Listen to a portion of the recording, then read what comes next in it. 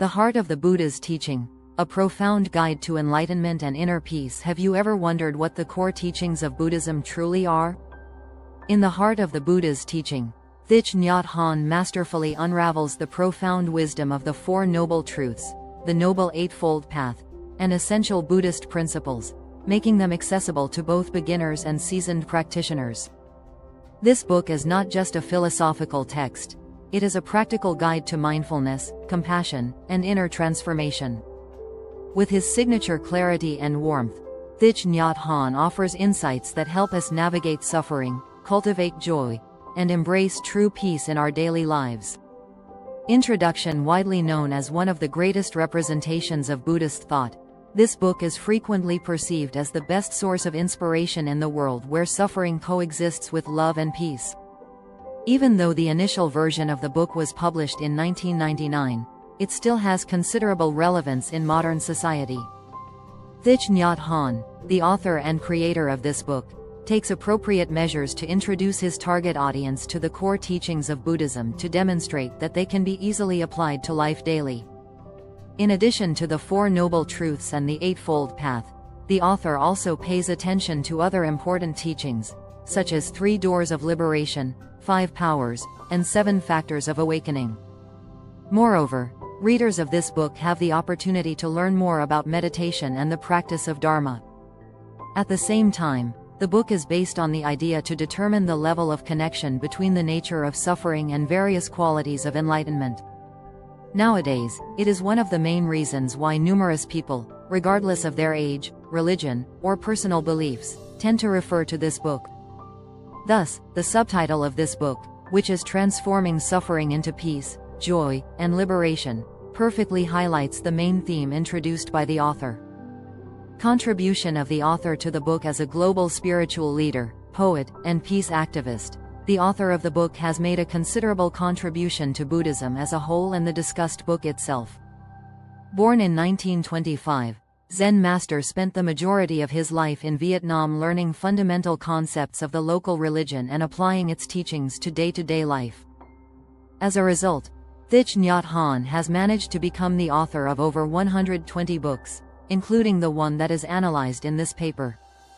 The majority of his books are written in English and sold throughout the entire world, which makes this activist an important figure in the area of Buddhism. Furthermore, Han is extremely interested in the promotion of non-violent solutions to conflict, which is most likely a result of his long-term relationships with mindfulness, global ethics, and peace. Suffering as interrelated part of life, the first noble truth. To give readers a brief understanding of the idea of Buddhism, the author begins writing the book with an explanation of why suffering is an integral part of our life and how it can help us to achieve the highest level of freedom, peace, and love. The author states that Buddha called suffering a holy truth, because our suffering has the capacity of showing us the path to liberation. Non, 1999, page 33. However, numerous people misunderstood this expression, which is why the author provides a deep explanation of this phrase. This idea is not based on the negative meaning, rather Buddha was trying to say that humanity can use suffering as a tool of evolving. Despite many debates, it is a well-known fact that all individuals suffer in some way. For instance, poor people suffer due to the lack of financial resources, whereas rich people suffer due to the fear of losing money and control over their lives. In the case of Thích Nhất Hạnh, he has known the real meaning of suffering since early childhood as the future activist and author was raised during the Vietnam War. Extreme violence, aggression, destruction, starvation, and mortality were integral parts of life in Vietnam in the first half of the 20th century, which is why the local population was requiring some sort of faith that could be found in the teachings of Buddha. At the beginning of the book, Han states that Buddha had faced a vast amount of suffering while being a human as well. Consequently, his teachings can be applied to the day-to-day life of individuals who are looking for support and, most importantly, hope. In turn, Buddha gives this hope by demonstrating that suffering is the only way to understand the true meaning of love, peace, and freedom. Starting point of the suffering, the second noble truth: to achieve the highest level of freedom, people should first determine the causes of their suffering. Therefore, Han encourages his readers to analyze the cause of their hardship based on 4 sources that include food, sense impressions, intentions, and consciousness. When it comes to food, the author means the entire physical health of the person. Hence, sleeping 7-8 hours per day, eating healthy food, and doing the physical activity are the main conditions for living in peace. From the perspective of sense impressions, it is important to take into consideration social media, movies, news, and in-person conversations, as these elements significantly affect our emotional well-being. Simultaneously, the author of the book pays a huge amount of attention to intentions and consciousness. For example, Thích Nhất Hạnh describes consciousness in this way. Human beings tend to chew the cud of their suffering, their despair, like the cows chew the regurgitated grass. Non. 1999, page 52.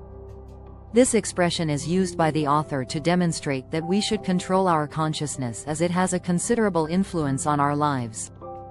Additionally, our intentions can frequently become the main barrier to unconditional happiness. For instance, the author admits that high status is usually perceived as one of the main goals in personal and professional life. In contrast, Han states that the uncontrolled intention to succeed usually leads individuals towards more unhappiness. It can be explained by the fact that people frequently make sacrifices to achieve a goal that is not worth it. Accordingly, the author provides an easy-to-understand and simply written analysis of the second noble truth. This style of writing can be noticed throughout the entire book, as one of the main ideas of the author was to publish a book that could be understood by both Buddhists and people of other religions. Simultaneously, the book lacks not one bit in depth. Ending suffering, the third noble truth. The author also takes into account the fact that suffering can be ended if it is faced directly by the person. This idea has been discussed by supporters of Buddhism since the development of this religion. Thích Nhất Hạnh modifies this Buddha teaching into a 4-step model that is recommended to be used by human beings who are intended to transform suffering into qualities of enlightenment. The first step of this model is based on the idea of accepting the fact that difficulties can be the result of personal irresponsible behavior. Second, the author encourages readers of the book to understand the fact that both positive and negative experience is an integral part of everyone's life. Third, mindfulness should be the priority on the path of transforming suffering into peace and love. For instance, the author recommends taking into consideration mindful walking and breathing. Lastly, it is essential to accompany mindfulness with gratitude for health and life in general. Thus, Han interprets the meaning of the third noble truth so that the modern population understands the significance that this teaching has. 8 Right Practices of Buddhism, the fourth noble truth. The final phase of transforming suffering into positive energy is based on the process of following 8 right practices of Buddhism, which are defined as the Noble Eightfold Path. Han does not miss the chance to analyze one of the legends related to the fourth noble truth to increase the level of awareness of its importance among the target audience of the author. This legend highlights that 8 right practices became known to humanity when Buddha was dying. A young monk visited Buddha in the period when he was dying to ask if there are other spiritual teachers he can refer to. In turn, Buddha said that the only thing young monk needs to do to achieve the highest level of liberation, peace, and joy is to follow the so-called Noble Eightfold Path. Nowadays, these practices are widely used in the whole world as they are expected to help people accept their individuality. One of the main advantages of this book is the fact that the author avoids difficult terminology to describe the role that Buddhism has always played in our society. At the same time, Thích Nhất Hạnh prefers increasing the number of supporters of this religion by providing a simple explanation of difficult theories. The central theme of karma in the book, in addition to providing a comprehensive description of the main teachings, the author also dedicates time to discuss interdependent co-arising, which is also known in the world as karma. Han, 1999, page 81, clearly states that everything is a result of multiple causes and conditions. For instance, the author states that the egg is in the chicken, whereas the chicken is in the egg. This example is used to provide a brief overview of the idea that the author wants to share. If we combine the concept of karma and the concept of mindfulness discussed above, we can conclude that human beings are in control of interdependent co-arising. Taking into account that people become aware of the nature of their actions through mindfulness, they can change the concept of cause and effect. Accordingly, karma is the result of human actions, which is why Buddha highlights that it is important to provide regular analysis to understand the cause of a certain failure. Simultaneously, the author admits that there are exceptions to this concept. For example, changing seasons and gravity should not be perceived as the result of a particular violation in the past. In other words, if some population group faces a natural disaster, such as an earthquake, it should not be considered a collective karmic punishment. In turn, this action should be regarded as a sign to join forces and become stronger in the future. The use of metaphor. The entire book is filled with various metaphors that make the process of reading more exciting. However, there is a case when the use of metaphor appears to be extremely fascinating. For instance, when the author states that the wave lives the life of water, while also living the life of a wave. Han, 1999, page 64. He introduces a huge meaning behind it. Han compares waves to human life by saying that it is important to remember impermanence and rebirth. If the wave did not know it was also water, the wave would think that it can die once it reaches the shores. The same can be said about human life, as people should not consider physical death as the beginning of non-existence. If death is perceived as the beginning of non-being, the true colors of life will be ruined.